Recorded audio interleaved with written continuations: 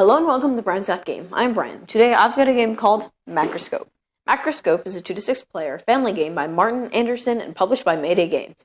In this game, players take turns rolling the dice and removing numbered discs to get a peek at the image in the macroscope.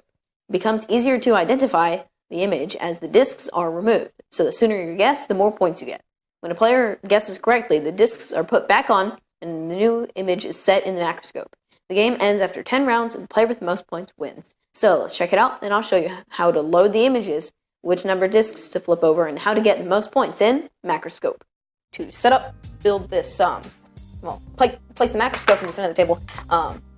So before the first game, you're going to have to build the macroscope, and it's pretty straightforward. You just kind of stick it together. Now these little cardboard screws right here, these things are really cool. You put them into the little slots and it keeps it together. Same on the other side. So you just put that, you got the macroscope. Then take this stack of papers with a pizza one on top. Make sure that you don't look at the order of these because that is essential to the game. Then place this piece with all the little holes in it, and then place the little slots into here. These are made with these little sticky things. So it has a sticker, a double-sided sticker. You put it on and then put this other piece on. That keeps it on there so it doesn't come out. And then these have numbers on them, 1 through 6. So randomly place these on. Just kind of put them on. And then take the first card out. So now we don't know what the next one is. Then place the round marker here. And then take the little macroscope manager guy, put him on the 1. Then take all the gems and put it over here. Then you give everybody 2 gems. These yellow ones are worth 1, and then these blue ones are worth 10. So we're going to play a 4-player game. Then place the dice nearby. You are now ready to begin. So on your turn, you roll the dice, and then you may remove one of each. So 2 and 4. If I roll the number and those have already been removed, then I can remove any of them. So I'm going to remove the 2. Nothing there. And then I can guess. Or I can pass. So at the end of your turn, you get these little gems equal to the number you pulled. So I'm going to pull off the 4. It kind of has little lines on it. So now I'm going to pass, and I get 2 gems. Alright, so now it's the next player's turn. 3 and a 6. Let's remove this 3. Alright, I'm gonna try to guess what it is. So I'm guessing it's a pufferfish. So then everybody else can challenge. So it's called challenging. So if another player decides to challenge what the other player thinks it is, you have to pay them 2 gems, and then you say what you think it is. So nobody's going to disagree because you can't see very much, and they're probably just going to lose some. So then we reveal that was not a pufferfish, that was a seahorse. So if you guess right, then you get gems equal to the number that weren't revealed. So I would have gotten 9. Now if you lose, if you don't guess it right, then you lose the number of things not guessed. So I lose 9, I can't lose 9, so I lose all of them. Now, once a round is over, you put the things back on randomly, take the thing off. Alright, I saw that one, so that one out too. So now we're gonna do this next one.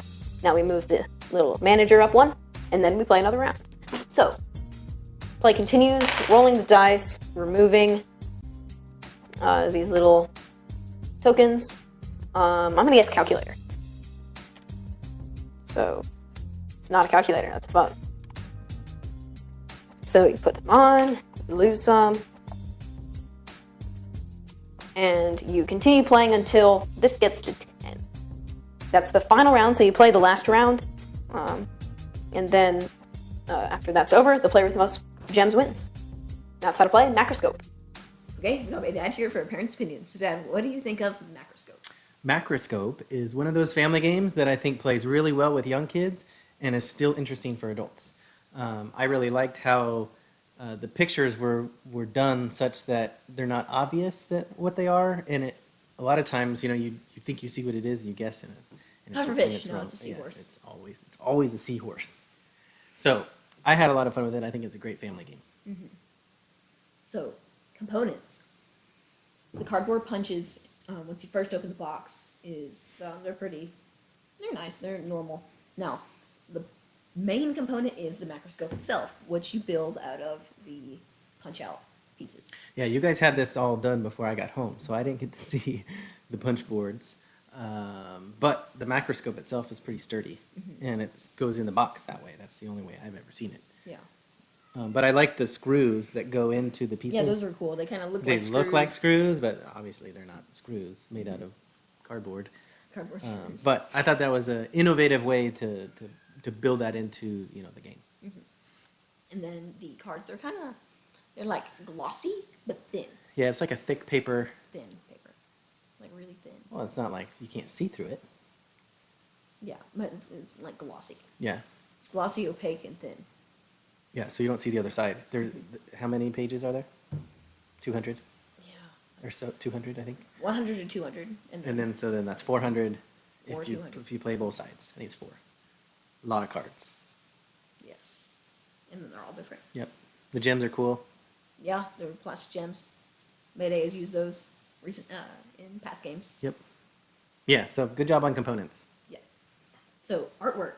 There's the main artwork is basically on the macroscope itself, and the rules box and the box. art. Yeah, there's kind of like a steampunk Yeah. type feel with gears and And the cards. and it's a macroscope. There we go. The macroscope is a device, so it's got kind of a telescopy, microscopy, steampunk feel to it. Okay. I've never heard that before. Well, that's what it is. I could spot it from across the room. Except that it's not across the room. So the art, I like the artwork. I thought it was cool. So strategy. Based on what you see, take a risk. Don't guess wrong. Okay, don't get wrong. Well, the times that you're wrong, you really get punished for being really bad for being wrong. I was thinking, you should be punished badly from guessing early and being punished badly for guessing late. So somehow have a mechanism for... Well, so if you guess really late, you just don't get as many points. Because you see more. I was thinking, you guys suck. You guys get negative points for guessing wrong in the end. Well, some of them, you would take a circle off and there was literally no lines there. It was just white space. So it's Yeah. like, what are you going to do? You take off another one. But no, Blank card. yeah. So That's my guess. obviously, the sooner you guess, the more points you get. But you can also, get it wrong. The games that we played, we didn't have a whole lot of challenging going on, but that could play into strategy. Challenge every time. Characters challenging, then you have to give up 2, and then if you challenge and you're wrong, then you're really going all in. At that Goodbye. point. So yeah, this is not too deep. There's not a whole lot of theme either, but I think it's really easy for kids to get into. Mm-hmm. So, like you said, these for kids is easy. Yeah, roll you can dice, have pull pieces off, guess. first graders play. Yeah, you roll the dice. I guess it's actually pretty good to recognize numbers. There's a little bit of decisions because some of the numbers there's 2 of, so you could decide maybe which one. If you don't want Well, sometimes on your first one you might want to pick one in the center of the picture, but then the second one, you're one kind out. of giving it to the guy next to you. So, Yeah. yeah. And you don't have to flip one over either, but you're giving them more points that way. Yes. So overall, it's a good game. Components are good, artwork's good, strategy is easy for kids. Yeah, I think this is a good light one to play with families. Nothing too deep. You could play, you don't have to play 10 rounds. You could play less than that if you wanted to. You could probably play more than Yeah. that if you really wanted to. Yeah, that too. But I think this one is definitely a good family weight game. So go check this one out. Macroscope, I'm Mayday. Mayday Games. Thank you for watching Brian's Got Game. Please like us on our Facebook page. Send us a tweet at Brian's Got Game. Visit our webpage, briansgotgame.com. Subscribe to our YouTube channel. I'm Brian. This is my dad. See you next time.